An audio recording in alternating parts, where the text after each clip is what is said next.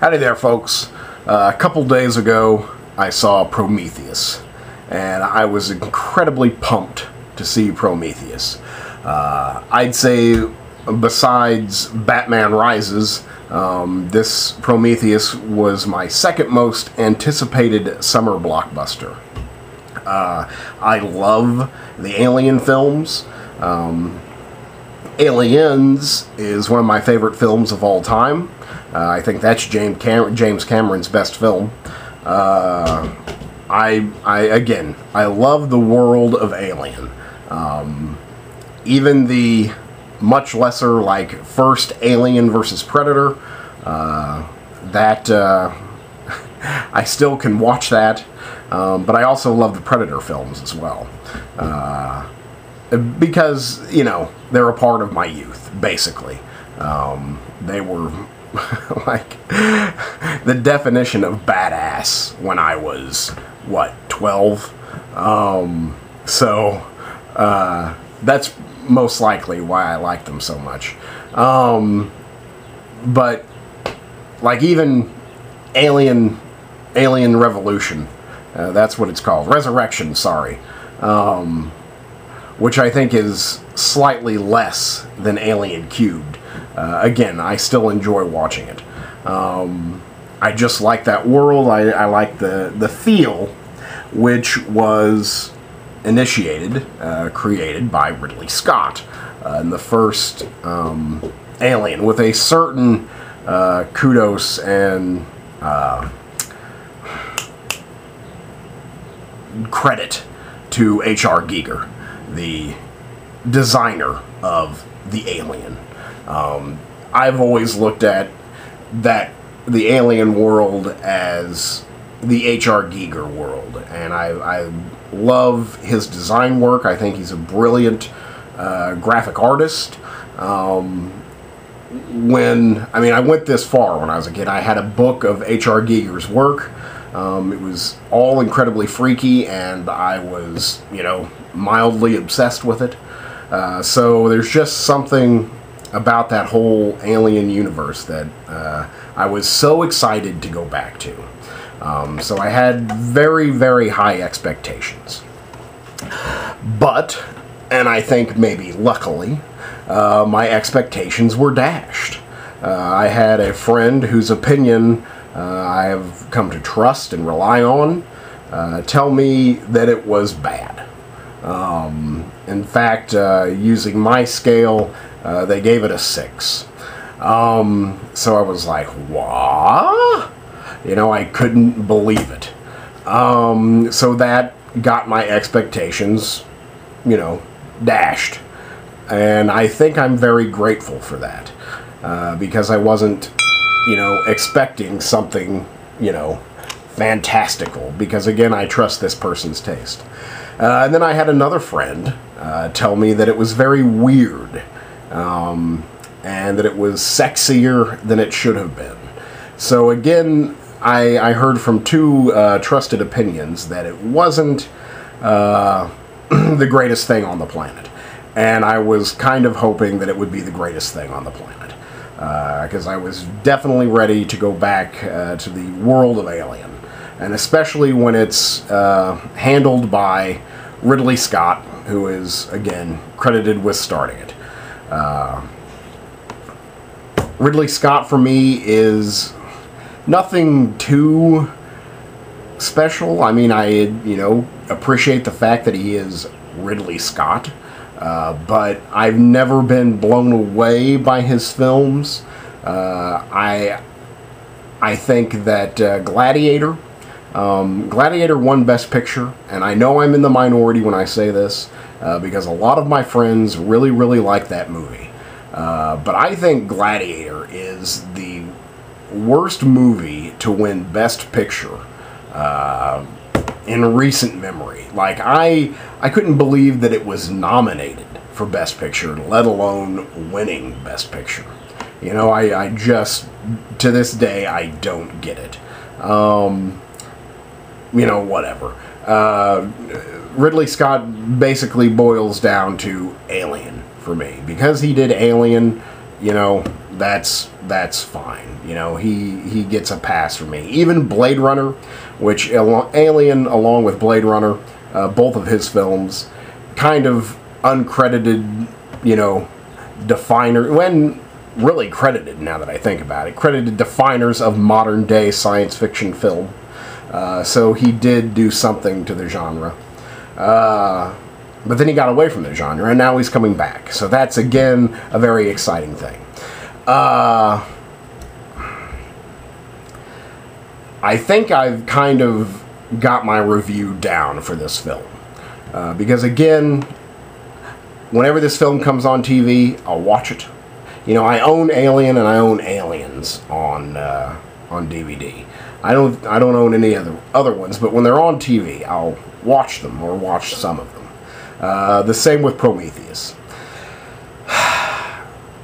The first act of the film, the first 45 minutes, I sat there like this. You know, I was conscious that my mouth was open. I was like, you know, Luke, or, you know, shut your mouth. You know, just like, you know, close your mouth. And I would, but then like 10 seconds later, it'd be, you know, just amazing stuff. You know, amazing stuff. The second act, the next 45 minutes after Act 1, was, you know, just like, what? You know, what's going on? And then the last half hour, the third act, was kind of,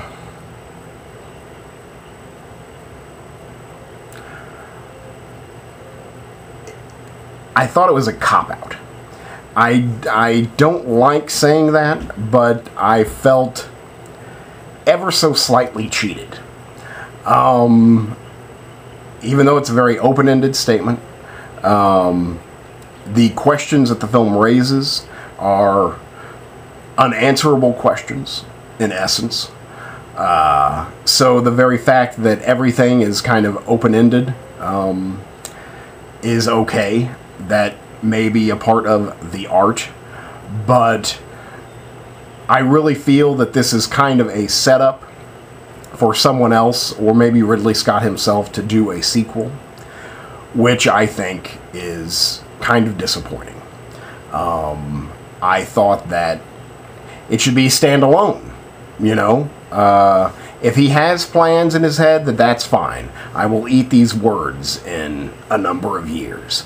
But right now, I'm kind of miffed that it didn't have a satisfying conclusion for me.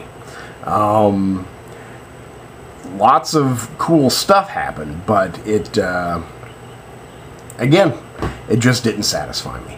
I felt it copped out a little bit. I mean, I have definitely no problems giving this film a 7.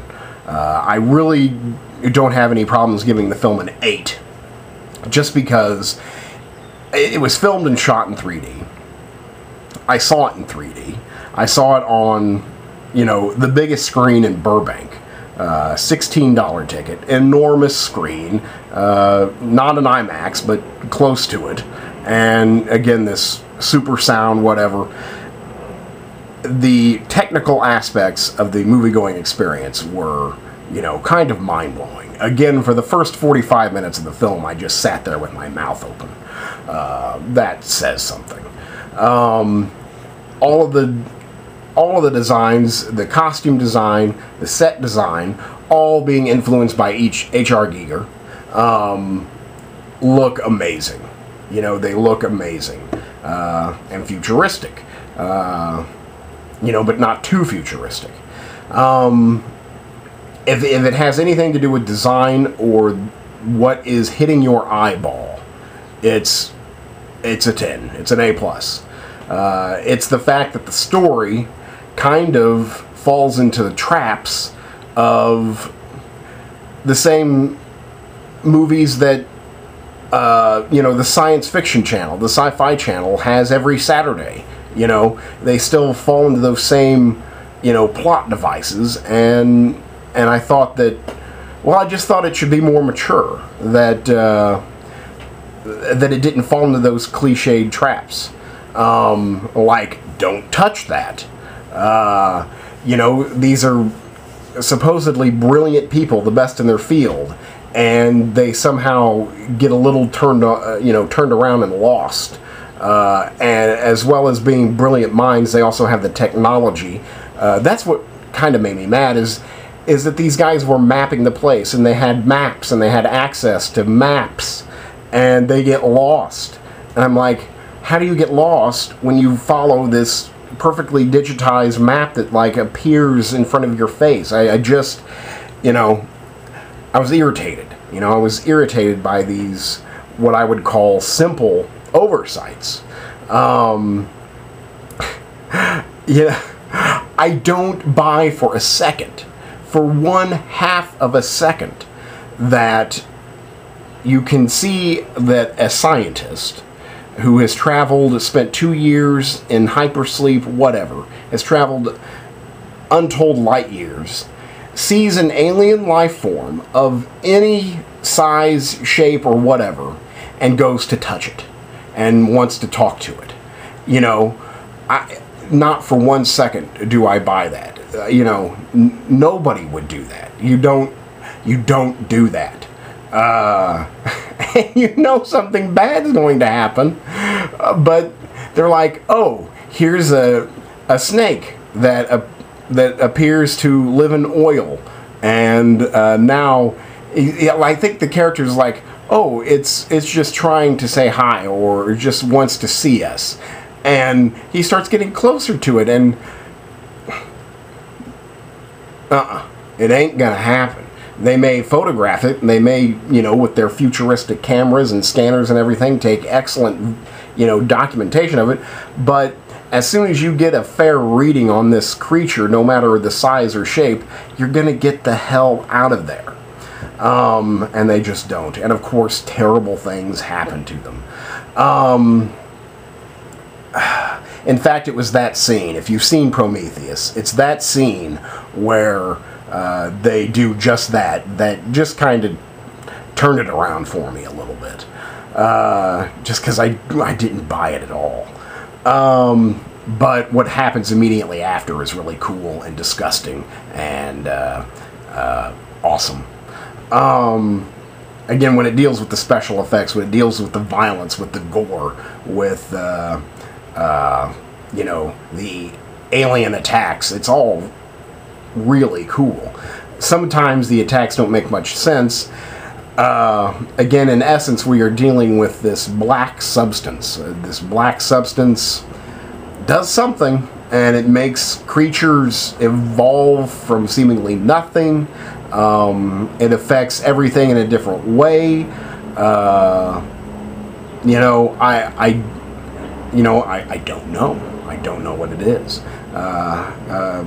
It's like this weapon of mass destruction, apparently. I just realized I've said nothing about what the film was about. Prometheus is about a group of archaeologists discover cave paintings in different parts of the world that all have the same kind of whatever pictograph. It turns out to be a star system. It comes from far away. So this multi-billion-dollar, trillion-dollar corporation, the Whaling Corporation, which is the corporation from every film to follow, which is cool, funds this trip. So they send out. That's one thing that bugged me, is that, like, when, you know, cast members seem to, like, come into the film and then leave. It seemed like at the beginning of Alien and Aliens, they had that scene where the captain addresses all of the crew members at one time, and there's, like, you know, 15 to 20 people there, and they have that scene here, and then, like, people come into the film, and I'm like, were they at the briefing? And then I never saw some people again, it seemed. I don't know. All the characters just kind of hopped in and out of the film willy-nilly. While I'm thinking about it, that's one problem I had with the film, is I felt I was asked to care about characters who I felt that like I just met. You know, I'm saying, okay, so I'm seeing this guy for maybe the second time. He's finally got some lines, and now he's going to sacrifice his life. And, you know, I just like, okay, so he's going to die now. But I don't really feel anything for him. You know, there's no empathy there. So I just felt that sometimes the characters came in and out, just, you know, when they were needed, and I never felt that they were in any way fully fleshed out. Most of them just get to stare, make faces of disbelief or of horror. You know, there's a lot of, which I enjoyed, a lot of, you know, unknown actors here. The actors I do know are Charlize Theron, Michael Fassbender, and I almost feel like I'm repeating everyone else's review, but Michael Fassbender kind of steals the show here. Noomi Rapace, from the original Girl with the Dragon Tattoo. Idris Elba. Oh, what's his name? I just forgot his name. Guy Pearce. I guess those are the big five. Who else am I missing? Someone else? Whatever. All the acting is very good. It's utilitarian. You know, it serves a purpose. Usually they just, you know, they don't get to do much, but, you know, they do it well. So the acting is good. Charlize Theron's character is good. I don't feel that this is a spoiler because it's kind of brought up. I think she was an android. I think she is an android. Hold on just one second. Hello? Alright, on my way. So I think she's an android. I think that will play into the sequel. Just because that was like another huge disappointment for me in the last half hour was, I don't want to spoil it, but the ending of her character, the last time we see her character, was extremely unsatisfying to me. I did not enjoy that at all. She goes through so much trouble to get out of harm's way, and then in the last second she is harmed by the biggest obstacle and the easiest obstacle to avoid. So I did not like what happened to her character.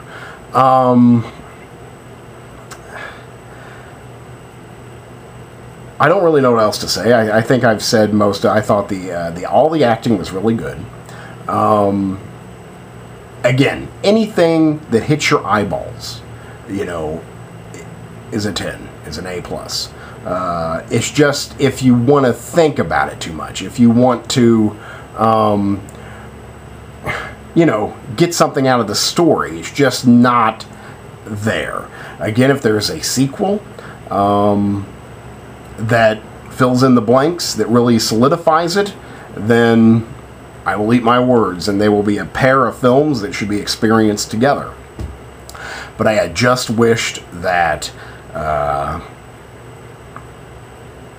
it had been a standalone piece. That if Ridley Scott never gets to make another film, that Prometheus will be, you know, awesome and a great ender. But, you know, I just hope there's something more. And everything I want to talk about was in the last half hour, and it's just kind of disappointing. But I think I've covered all my bases. You know, I think I'll give it a 7. Maybe a strong 7, low 8. But, you know, still awesome. I still can't wait to watch it on TV someday. And it was, as a movie-going theatrical experience goes, you know, amazing. So maybe I should just go ahead and give it an 8, because there was that aspect of it. I mean, the seats rattled, and just the visuals were, you know, awe-inspiring. So there you go. That's Prometheus. I'll give it a timid 8. Thank you very much.